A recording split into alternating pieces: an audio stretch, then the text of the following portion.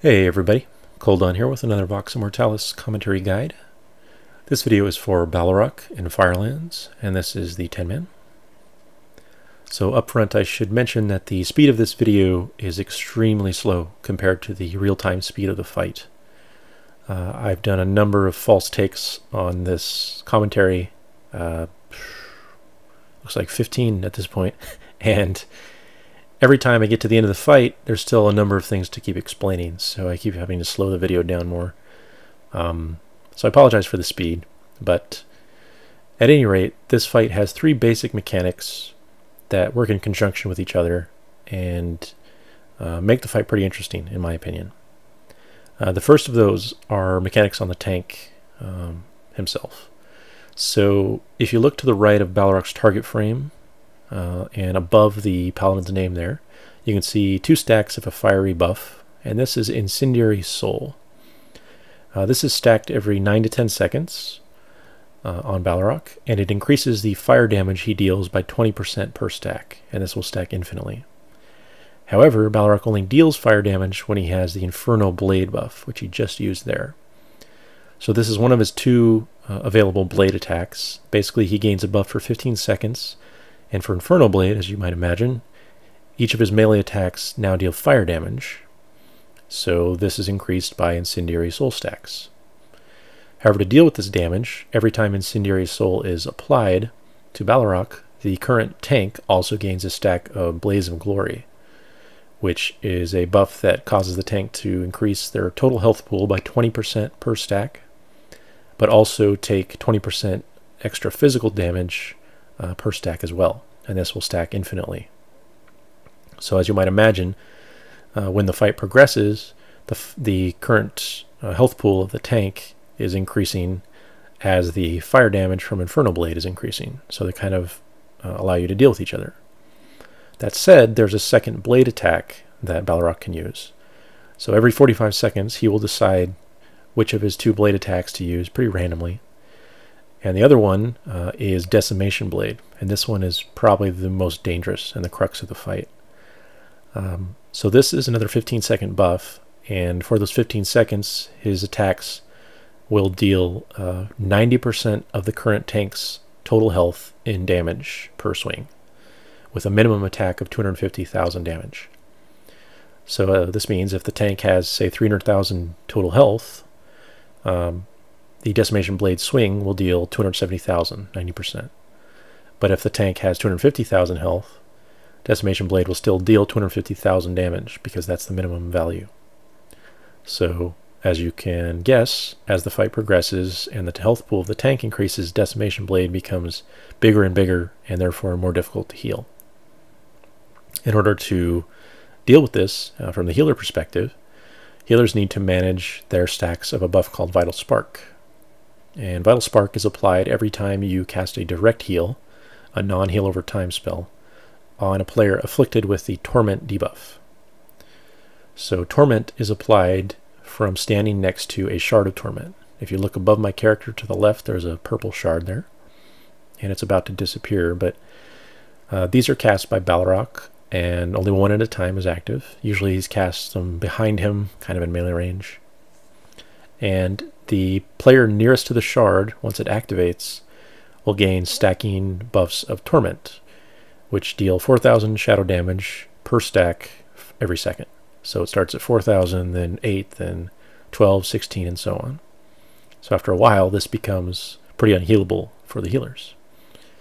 Therefore, you need to figure out a rotation of players that can rotate in and out of the shard location, and therefore soak the Torment. Since it's only the nearest player that ever is afflicted, you basically have one person step close at the beginning. They go to 10 to 12 stacks, is what we usually transition out at. And the second player steps in, they go to another 10 stacks, and then you can either have them stay there or a third player in our case. So we use 3 people per group, and we have 2 separate groups of individuals. So they rotate every other shard. The reason for this is when you have Torment and then you lose it, you step away, you gain a Tormented debuff, which increases the damage you take from Torment for a short period by 250%. So this basically prevents you from soaking every shard of torment that comes up. You have to rotate every other. So we basically, as I mentioned, we use 3 people per group. So our enhancement shaman might be the first person, and then our shadow priest, and then our warrior. And then group B will be 3 separate people. And then the next third shard that comes out, back to group A, and so on. So for healers, when you cast a direct heal on someone with this torment, you gain 1 stack of Vital Spark per every 3 stacks of torment on that player. And so if you cast on someone with 1 to 3 stacks of torment, you gain 1 spark. But if you cast on someone with 4 to 6, you gain 2, 7 to 9, you gain 3, and so on. So this lends itself to keeping one person in torment as long as possible so that their stacks increase as high as you can manage, and therefore your heals apply higher and higher stacks of Vital Spark. So it's up to you to figure out the balance. Again, I mentioned we do like 10 to 12 per person.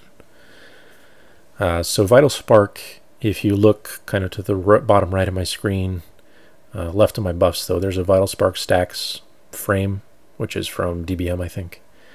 And so you can see that our 3 healers are getting these stacks of this buff. And the key is really to use quick direct heals if you can. That said, obviously, all healers' fastest heal, for the most part, is their most inefficient. So you have to kind of balance how many stacks of Vital Spark you want to get from Torment heals versus how much mana you can afford to use. So you can see I have 72 or so stacks right now. And when I cast a direct heal on the tank, the player afflicted with Blaze of Glory, the Vital Sparks will be converted into a new buff called Vital Flame, which is a 15-second buff. And this increases the healing dealt to the player with Blaze of Glory, to the tank, by 5% per stack of Vital Spark. So basically, I should be coming up on my chance to heal the tank here in a moment.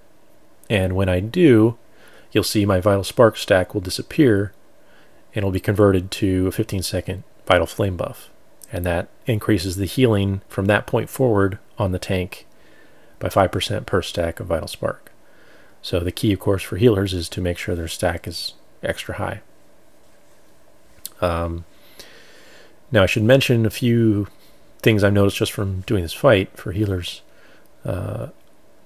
Your heals on the tank are only increased after you gain Vital Flame. So that first direct heal you cast on the tank that causes you to gain Vital Flame is not boosted, but any subsequent heals are boosted. You also don't gain an increase from HOTS that already remain. You have to reapply them. So like in the case of a druid, even though I have Life Bloom on the tank most of the time, it's not actually boosted until I refresh it somehow. But you can also use this to your advantage. So like Swift Mend, that is boosted, it causes efflorescence to be boosted as well, things like that. So anyway, this really comes down to rotations for your DPS, for shards, and for your healers. So you should always have one healer on the tank for about 14 seconds. That means 14 out of 15 seconds of their Vital Flame buff. After that 14-second period, the next healer in rotation will start healing the tank and take over. The key is not to accidentally cast another heal after your Vital Flame expires, because it will instantly trigger a new Vital Flame. And while Vital Flame is active, you can't gain Vital Spark stacks from Torments. So basically what we do is like every 14 seconds, we'll swap to the next healer in the rotation. So our Paladin goes for 14, and then I go for 14, then our Priest, back to the Paladin, and so on and so forth. So when you're not healing the tank, you're spamming your direct heals on the Torment people to get Vital Spark stacks. So I should mention really briefly here, and this is going to carry over well past into the visual video, but someone will yell about it in the comments if I don't. There's another strategy for this fight that's pretty common that we don't use. We just tried it with one tank and it worked. But many people use 2 tanks for this fight, and the reason is because since Decimation Blade will increase based on the health pool of the tank, as the fight progresses, the tank becomes harder and harder to heal for that damage. But since it only does a minimum of 250, you can have one tank be the decimation tank only. Basically, they get enough health to be above 250,000, and then the other tank always tanks Baleroc the rest of the time.